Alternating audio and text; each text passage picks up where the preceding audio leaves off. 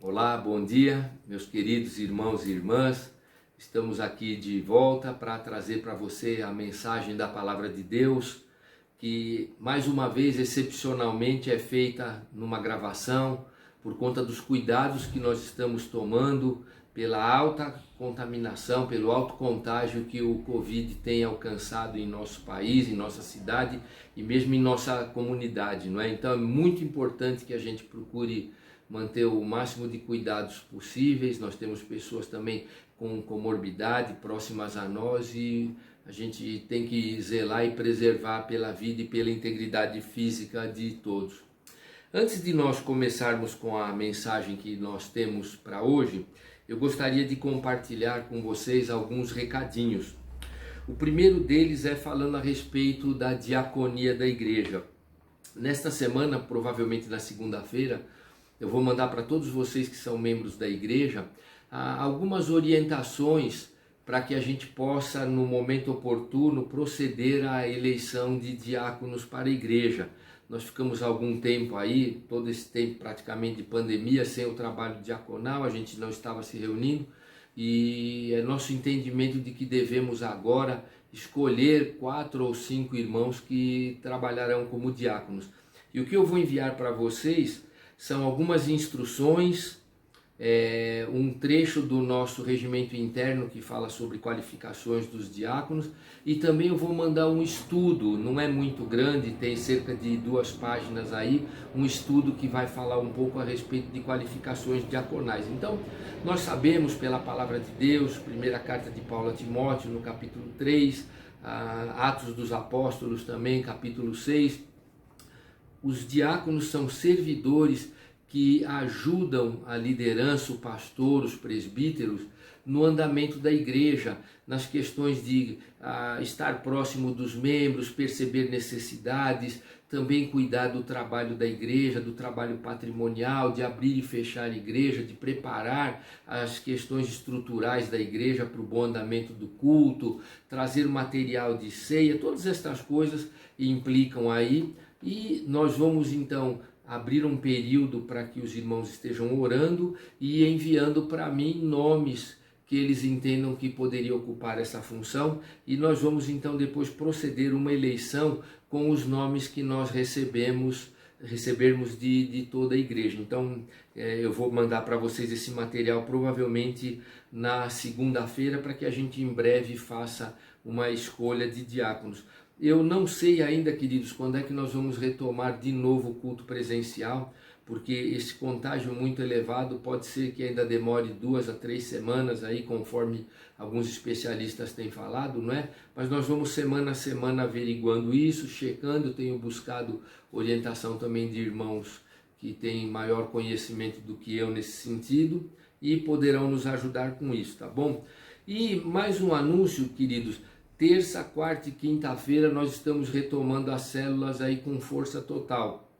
Vamos retomar as nossas células, vamos voltar a ter os nossos estudos. Eles são importantes e a sua participação, querido, é importante, porque nós suprimimos exatamente a nossa escola bíblica e colocamos no lugar o estudo dos grupos, permitindo maior facilidade para todos vocês que não precisam se dirigir até a igreja, mas que precisam, sim, como todos nós, manter um estudo sistemático da Escritura para aprender, para crescer, para desviar do erro, para se fortalecer. Então, eu conto com todos vocês, vai ser muito importante, a gente vai estar retomando.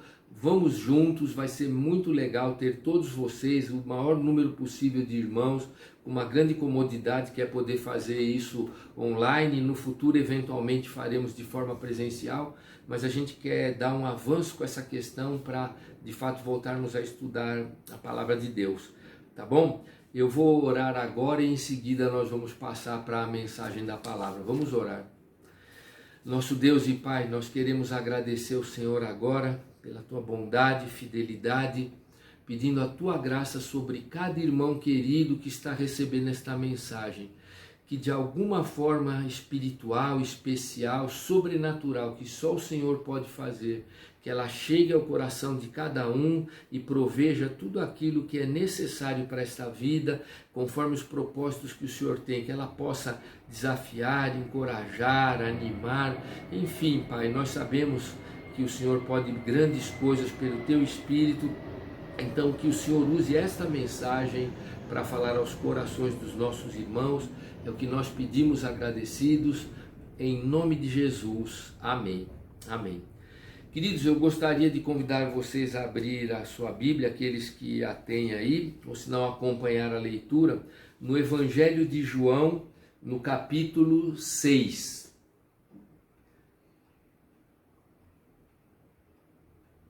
Evangelho de João, no capítulo 6. Queridos, a mensagem que tem o título Jesus, o Pão da Vida, este capítulo 6, ele é bastante extenso, ele tem 71 versos. Então o nosso intuito é pregar esta mensagem em 2 ou talvez 3 partes, em 2 ou 3 domingos, porque não é possível passar toda a mensagem numa única vez, fica muito grande, mas todo esse capítulo tem aspectos entrelaçados e que não podem ser simplesmente lançados assim em um pedaço, deixar uma parte e não as demais. Então nós vamos iniciar aqui com esse capítulo 6 a partir do verso 1 e vamos até o verso 15, hoje com os queridos aqui para dar início. E essa base, esta primeira mensagem dos primeiros 15 versos, elas vão ser o mote e algo assim muito interessante que Jesus preparou para exatamente todo o restante do capítulo, que é onde algo muito importante da mensagem. Inclusive, se você quiser, você pode, após ouvir a primeira parte desta mensagem, ler todo o capítulo 6 lá na sua casa, aí tranquilo, aí no seu lar, e quando nós voltarmos para a segunda mensagem, você vai ter um pano de fundo também importante. O início do capítulo 6 aqui do Evangelho de João, ele é muito interessante, porque, na verdade, nós vamos ver um milagre de Jesus, um dos 2 milagres, há 2 milagres registrados na Escritura a respeito de multiplicação de pães. Este é um deles, e curiosamente este milagre, ele é muito significativo, ele é o único milagre que Jesus fez que aparece nos 4 evangelhos. Então é o único milagre que Jesus realizou e você encontra em Mateus, Marcos, Lucas e João. Os demais milagres estão espalhados, às vezes tem em 2 dos evangelhos, às vezes só em 1, às vezes em 3 deles, mas este milagre que nós vamos ler agora sobre a multiplicação dos pães, ele está nos 4 evangelhos e isso é muito significativo. Eu vou iniciar então lendo os 4 primeiros versos, diz assim a Escritura. Depois disso, Jesus atravessou o mar da Galileia, conhecido também como o mar de Tiberíades. Uma grande multidão o seguia por toda parte, pois tinham visto os sinais que ele havia realizado ao curar os enfermos. Então Jesus subiu ao monte e sentou-se com os seus discípulos. Era quase tempo da festa judaica da Páscoa. Então olhem só, João começa aqui dizendo depois destas coisas, evidentemente as coisas que ele havia narrado anteriormente. O que está acontecendo é que Jesus está em meio ao seu ministério. Jesus está caminhando, passando por diversos lugares e é muito significativo dizer que uma multidão acompanhava Jesus porque eles tinham visto os sinais que ele havia realizado ao curar enfermos.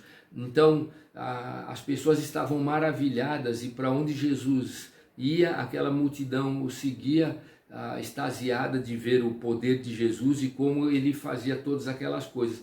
E chegando nesse lugar então, Jesus, diz a Escritura, era próximo da Páscoa a isso, Jesus com os seus discípulos, os mais próximos, claro, mas a multidão ao redor, ele se senta ali naquele lugar, né? Diz o verso 3, Jesus subiu a um monte, a uma elevação e sentou-se com os seus discípulos. Então, muitas vezes Jesus toma lugar numa elevação, num monte, para poder até facilitar a sua comunicação com uma grande multidão.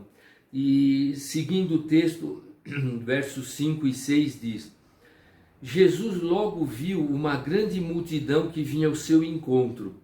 Voltando-se para Filipe, perguntou: onde podemos comprar pão para alimentar toda essa gente? Disse isso para pôr Filipe à prova, pois já sabia o que ia fazer. Então, olhe, queridos, que interessante que nós vemos aqui. Jesus, ele antevê um problema. Jesus, ele antevê. Ele está vendo aquela multidão ao redor dele. É interessante que lá em Marcos a escritura diz que, vendo Jesus as multidões, compadeceu-se, porque estavam como ovelhas que não têm pastor. Nesta mesma passagem. Então, é significativo, e os evangelhos são complementares nas suas informações. Então, Jesus vê essa multidão e ele fala essas coisas aqui, olha, ele pergunta para Filipe, né, um dos 12, onde nós podemos comprar pão para alimentar toda esta multidão? Por quê? Porque aquele pessoal já estava há um bom tempo seguindo Jesus, eles vinham de longe, Jesus sabia que eles haveriam de estar com fome. Então, como eu mencionei já, ele antevê um problema e identifica uma necessidade. Então, isso é muito significativo e ele vai fazer uma provocação a Filipe, na verdade. Porque quando ele pergunta para Filipe, né, a escritura diz que ele pôs Filipe à prova. É como se ele estivesse estimulando Filipe a falar alguma coisa, mas baseado na fé que ele teria. Afinal de contas, ele já vinha acompanhando Jesus há algum tempo e vendo todos os milagres que Jesus vinha fazendo, não é? Então, Jesus pergunta para Filipe onde eles deveriam, e a Escritura fala algo que vai marcar todo o nosso trabalho em cima desse capítulo. Essa frase que diz, pois já sabia o que ia fazer, ou numa outra tradução, porque ele bem sabia o que estava para fazer. Então Jesus, de forma premeditada, ele não só identifica uma necessidade, ele antevê um problema, mas ele provoca um pouquinho a fé de Filipe, né? E Filipe vai responder então no verso 7, diz a escritura, Filipe respondeu, mesmo que trabalhássemos vários meses, não teríamos dinheiro suficiente para dar alimento a todos. Uma outra versão vai dizer que Filipe comenta que nem com o dinheiro que representaria 8 meses do salário de um trabalhador seria suficiente. Então, na verdade, Filipe fala assim, olha, mesmo com uma boa quantidade em dinheiro, não seria suficiente para nós conseguirmos dar pão para toda essa multidão, porque ela é muito grande. Então, como eu mencionei, mesmo Filipe tendo visto todos os sinais, todos os milagres do Senhor, ele não teve fé suficiente para tentar esboçar alguma resposta milagrosa. Ele ficou ali, olha, não temos condições de dar de comer para esse pessoal. Eu vou ler agora os versos 8 e 9. Então um de seus discípulos, André, irmão de Simão Pedro, falou, aqui está um rapaz com 5 pães de cevada e 2 peixes, mas o que adianta isso para tanta gente? Então vejam que agora aparece um outro dos discípulos do Senhor, não é? Dos seus seguidores mais próximos, que é André, e ele consegue ali alguma coisa com um rapaz que lá estava, ele consegue 5 pães e 2 peixes pequenos, até em algumas traduções nós não vemos a palavra peixes, nós vemos peixinhos, não é? Mas o que André fala é, olha, esse rapaz tem essas coisas aqui, mas que também não resolvem o nosso problema. Não resolvem o problema, Senhor. Isso não daria para nada. Muito bem. Versos 10, agora até 13 eu vou ler. Jesus respondeu, digam ao povo que se sente. Todos se sentaram na grama que cobria o monte. Só os homens eram cerca de 5.000. Então Jesus tomou os pães, agradeceu a Deus e o repartiu entre o povo. Em seguida, fez o mesmo com os peixes e todos comeram à vontade. Depois que todos estavam satisfeitos, Jesus disse aos seus discípulos, agora juntem os pedaços que sobraram para que nada se desperdice.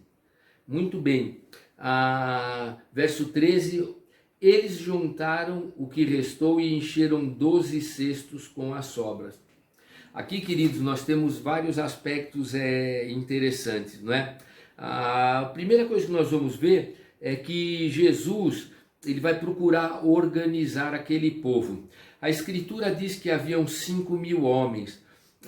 Nos tempos de Jesus, no Oriente Médio Antigo, em algumas outras culturas também, eles faziam contagem apenas dos cabeças de família, dos pais de família, como eram chamados, né, os cabeças, os líderes das famílias. Então, eles deram um número aqui de 5.000 homens. Isso significa que poderia haver, certamente havia, muito mais de 10.000 pessoas lá.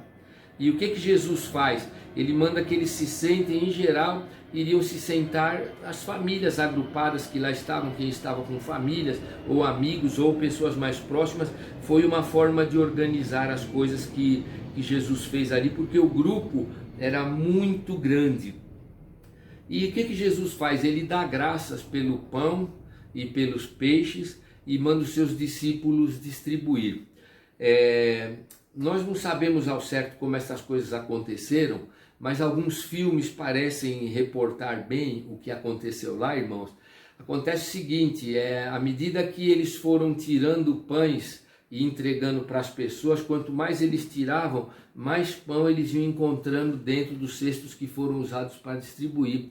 E os discípulos de Jesus saíram distribuindo pães e peixe, conforme diz o texto aqui, para aquela multidão de gente, não é? E o que acontece?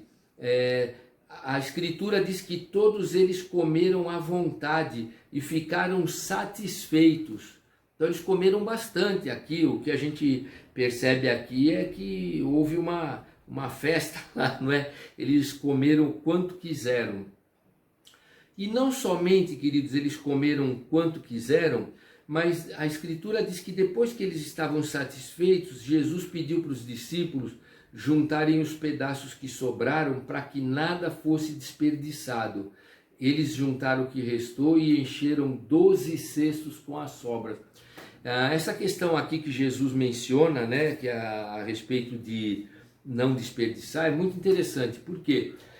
Porque, em geral, os comentaristas bíblicos dizem que, de fato, Jesus não queria que houvesse desperdício ali, tendo em vista que muitos dos que o seguiam eram pobres, então não seria justo jogar aqueles pães e aqueles peixes fora. Mas é curioso também que Jesus parece que tentou, de novo, não só usar os seus 12 mais próximos para distribuir o pão e os peixes, mas ele também os usa para recolher. Ele manteve os 12 ocupados ali em toda a tarefa. Mas é interessante que alguns dizem também que os 12 cestos que sobraram foi um para cada apóstolo, para suprir a incredulidade deles, para colocar assim como uma marca de Jesus, para que eles não viessem mais a ter incredulidade diante das possibilidades de Jesus de realizar milagres. Então os 12 saíram recolhendo e cada um voltou com um cesto cheio. Então aquele milagre do Senhor, ele não só sinaliza que Jesus tinha preocupação em que não houvesse desperdício, mas também Jesus deixou patente ali que ele pode fazer sempre muito mais do que as nossas expectativas aguardam. Então, talvez, na melhor das hipóteses, alguém poderia, de forma otimista, achar que Jesus faria um milagre e iria dar um pedaço de pão e peixe para cada um. Mas não, o que acontece é que todos comeram até se fartar, comeram o tanto que quiseram, diz o texto, mas também ainda sobrou. Então a graça de Deus através de Jesus fez com que o milagre superabundasse, com que o Senhor entregasse muito mais do que era a necessidade daquela multidão que lá estava. Versos 14 e 15. Quando o povo viu Jesus fazer este sinal, este milagre, exclamou: sem dúvida, ele é o profeta que haveria de vir ao mundo. Jesus sabia que pretendiam obrigá-lo a ser rei deles. de modo que se retirou sozinho para o monte. Então agora aqui o que acontece, não é, queridos? Depois de Jesus fazer esse tamanho milagre, eles vêm ali de novo, o texto já diz que eles vinham seguindo Jesus por conta dos milagres de cura, mas agora eles viram algo assim tão espetacular, tão sobrenatural, e eles falaram, olha, está entre nós um profeta, e um profeta era um enviado de Deus sempre, né? Para os judeus eles tinham essa questão. Agora, evidentemente, identificar Jesus meramente como um profeta era um reducionismo do que de fato Jesus queria mostrar para eles. E já vinha mostrando através de tantas curas e milagres, nenhum profeta havia realizado o que Jesus estava fazendo. E eles acabam, embora admirados, mas reduzindo aquilo que de fato deveriam ter enxergado em Jesus, e eles o veem então como um profeta. Talvez até baseado num texto lá de Deuteronômio, né, que diria que haveria de vir um profeta que iria fazer coisas espetaculares diante do povo. Então esse texto é visto por alguns como uma conotação apontando também para o Messias, não só para ele. Talvez baseado nisso eles disseram, olha, certamente entre nós aqui está um profeta, sem dúvida, ele é o profeta que haveria de vir ao mundo. Então eles fazem talvez essa identificação aqui. Mas muito interessante também, queridos, e certamente está implícito aqui, algo importante de nós mencionarmos para o resto do capítulo também. Durante os 400 anos em que o povo de Deus ficou sem voz profética, não é? Aquele período entre o Antigo Testamento e o Novo Testamento, criou-se algo que os teólogos chamam da expectativa messiânica. Quanto mais o povo de Deus, o povo de Israel, foi ficando fora da sua terra, oprimido por inimigos externos, com problemas internos também, foi crescendo a expectativa no coração do povo judeu de que viesse logo um Messias. Porém, como eles foram sendo oprimidos, o foco deles mudou e eles passaram a esperar então um Messias que não seria mais um homem de Deus, alguém que iria restaurar espiritualmente Israel, mas eles passaram a esperar um conquistador, um libertador, alguém que nos dias de Jesus iria libertá-los ali do povo romano, que é quem os mantinha ali como dominados, embora com alguma liberdade, mas eles eram um povo conquistado, dominado, circunscrito ali em muitos aspectos. Então, essa expectativa do Messias mudou na mente do povo judeu e eles passaram a aguardar esse homem que talvez viria com um poder de guerreiro, como foi Davi no passado, e iria através de guerra devolver uma liberdade total para eles. Então, o texto no verso 15 diz o seguinte: Jesus sabia que pretendiam obrigá-lo a ser rei deles, de modo que se retirou sozinho para o monte. Jesus não tinha vindo para ser rei nesse sentido, um libertador como eles queriam, de poderes políticos, socioeconômicos, não. Então nós vemos aqui que eles tinham talvez a expectativa que esse rei não só poderia ser um libertador, mas tendo em vista o milagre que eles tinham visto, é justo nós podermos especular que talvez eles falaram, olha, esse sim seria um bom rei para nós. Além de ser um libertador, porque afinal de contas ele tem alguns poderes, nós poderíamos parar de trabalhar, já que ele consegue multiplicar alimento desse jeito, não é?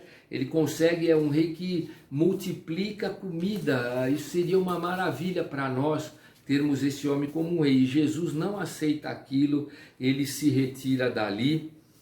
E na semana que vem, queridos, pela graça de Deus, nós vamos olhar que esse episódio chegando até aqui neste ponto, principalmente baseado no verso 6, quando diz que Jesus já sabia o que ia fazer, Jesus bem sabia o que estava para fazer, todo esse episódio vai trazer uma grande controvérsia e vai trazer um ensinamento maravilhoso que Jesus vai nos dar. E por isso que esse grande capítulo, como eu falei, com seus 71 versos, ele tem que ser tratado de forma integral.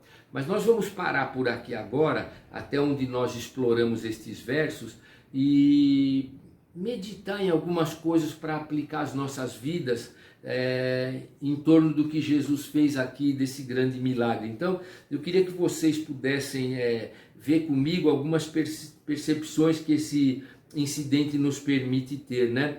E eu queria que você pudesse olhar para tudo sempre tendo como primeiro pressuposto importante esse fato que eu estou frisando bem, que a Bíblia, e só mesmo Deus poderia ter conduzido João a falar isso, dizer que Jesus sabia o que estava para fazer. Jesus sabia. Então, muito bem, o que nós podemos extrair desse texto para a nossa vida? Em primeiro lugar, eu queria que nós pudéssemos lembrar da carta aos Hebreus, capítulo 13, verso 8, Hebreus 13, 8, que diz: Jesus Cristo é o mesmo ontem, hoje e o será para sempre. Então nós não podemos, queridos, perder de vista a perspectiva que esse Jesus que fez este milagre incrível é o mesmo Jesus com quem nós que já entregamos a vida a Ele, caminhamos. É o mesmo Jesus que está conosco. Então, por conta disso, e tendo em vista esse milagre, eu queria que nós pudéssemos refletir em algumas coisas. A primeira delas é a gente poder ter em mente, meus irmãos, que Jesus continua hoje, porque Ele é o mesmo, sempre. Ele continua ainda hoje conhecendo o futuro da mesma forma que Ele demonstrou naquela ocasião quando Ele fez o milagre. Deus continua dirigindo a história, Ele tem conhecimento absoluto de tudo, por isso Ele pode intervir. Então olha que interessante, Jesus, quando olhou para as multidões, Ele viu aquele pessoal chegando, Ele anteviu um problema. Olha, esse pessoal vai ter fome. Ele já enxergou o futuro, porque o Senhor conhece, Ele é o dono da história. Então, o mesmo Cristo que habita em nós, o nosso Salvador, Ele continua hoje, meu querido, conhecendo o futuro. Jesus continua também ainda hoje antevendo as nossas necessidades. Jesus pôde ver antecipadamente lá que aquele povo ia ter fome. E a cidade mais próxima era muito longe, para que eles voltassem para comer. E o que Jesus fez? Ele, conhecendo as coisas, ele olhou e sentiu, e ele sabia, ele percebeu, ele tinha conhecimento, consciência de que aquele povo iria ter um problema.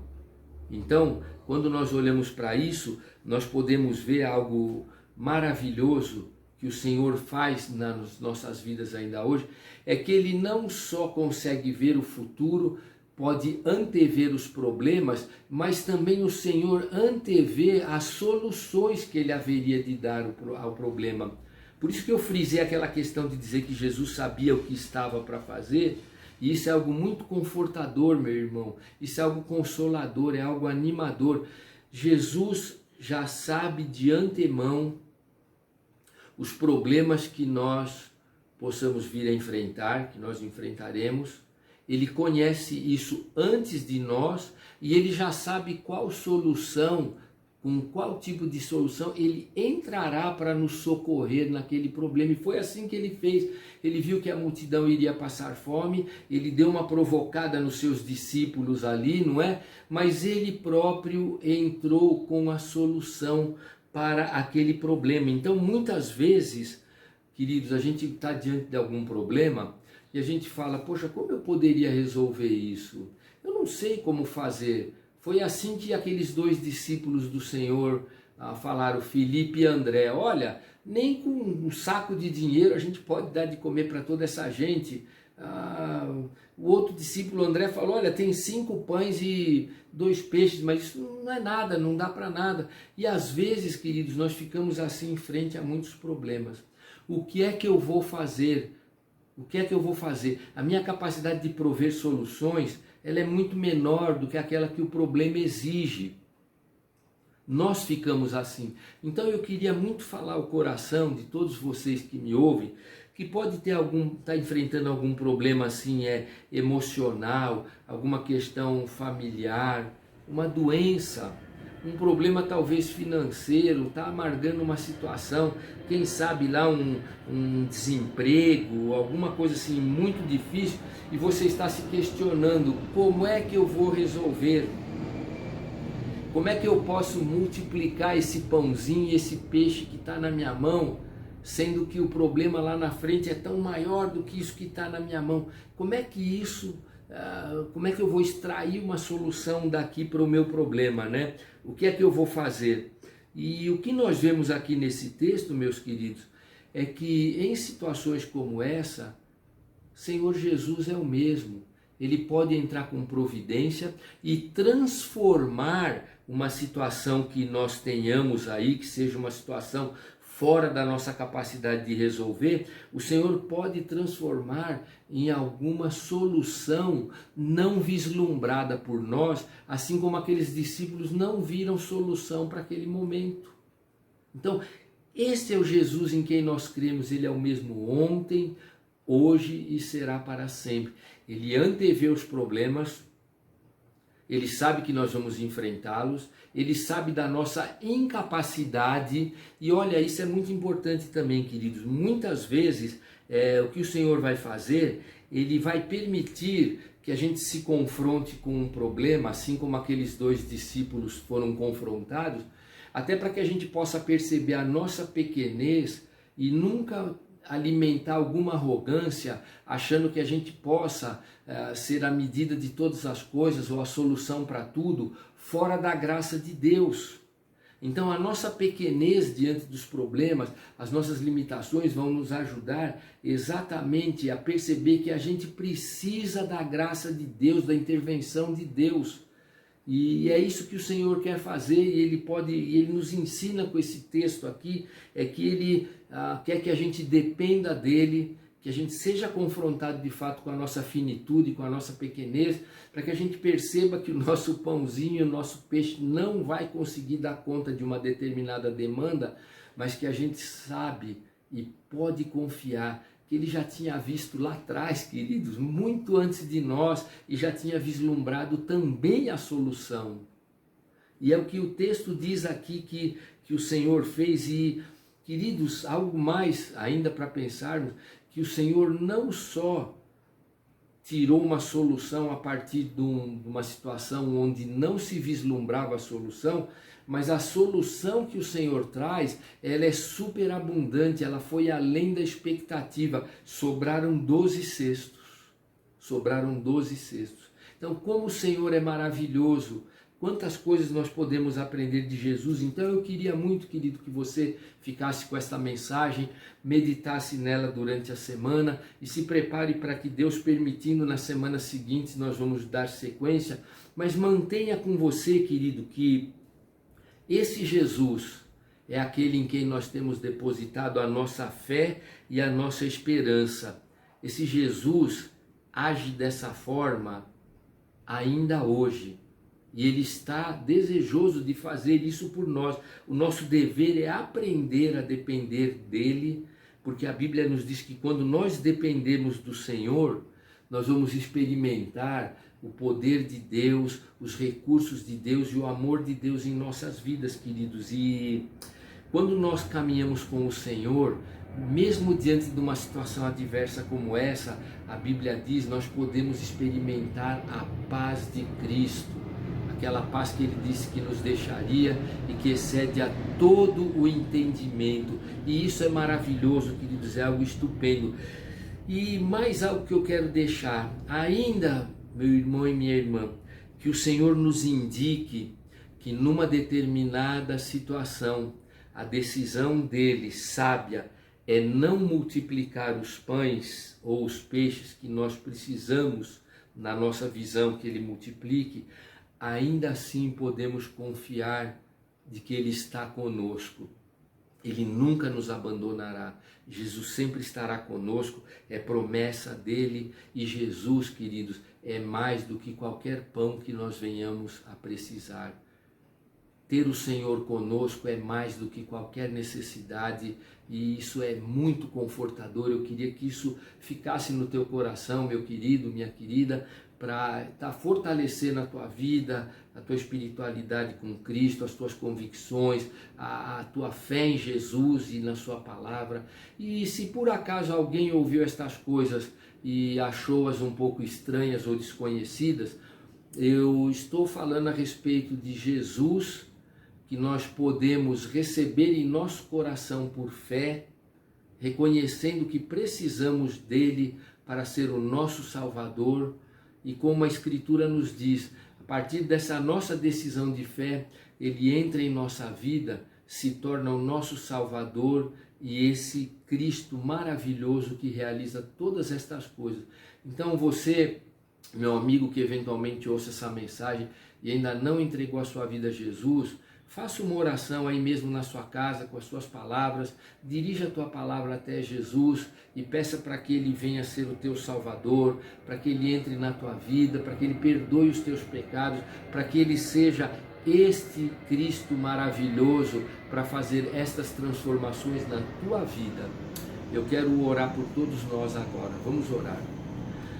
Nosso Deus, muito obrigado por Jesus Cristo, aquele que multiplica pães e peixes, aquele que multiplica sempre aquelas nossas expectativas, muitas vezes pequenas, dentro de um horizonte limitado que é a nossa própria pequenez. Mas obrigado porque em Cristo nós somos sempre surpreendidos pelo amor, pela bondade, pelos recursos do Senhor, pelas respostas às nossas orações que são maiores do que aquilo que nós planejamos tantas vezes. E muito obrigado, Pai, porque ainda que venha um momento em que os nossos pães e os nossos peixes não serão multiplicados, ainda assim nós sabemos que o Senhor estará nos guiando a um outro contexto e sempre será melhor e promotor da própria glória do Senhor. Por isso queremos descansar nas tuas mãos e eu peço que essa palavra fale ao coração de todos os que venham a recebê-la, para a honra e glória do Senhor, em nome de Jesus. Amém. Amém, meu querido, minha querida, que Deus aplique esta mensagem à tua vida e que ela possa falar ao teu coração. Semana que vem, Deus permitindo, estaremos juntos novamente. Deus te abençoe e até lá.